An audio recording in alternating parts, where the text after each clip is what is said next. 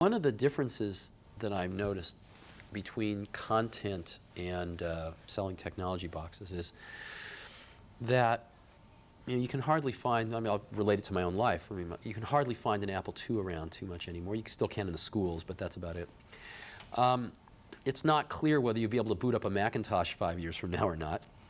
And all the products, all these technology boxes and all this software, if it has a life of a year or two, you're very lucky. If it has a life of 5 years, it's extraordinary. And every once in a while, something has a life of 10 to 15 years. And I've been lucky to be associated with a few of those products as well.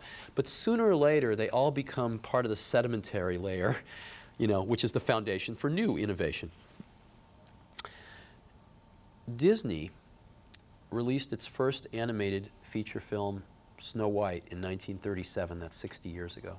And I have a young son. We got it. He loved it. He watched it 30, 40 times. And it really struck me that I know people on most of the continents of this world. I think everyone I know knows the story of Snow White. I don't think I know one person who hasn't seen it. And watching my son watch this, it really hit me that these stories renew themselves with each generation of young children. And you read Joseph Campbell. These are our myths. And here's something that's 60 years old that's regenerating itself in my son and other young children. And I think people are going to be watching Toy Story in 60 years.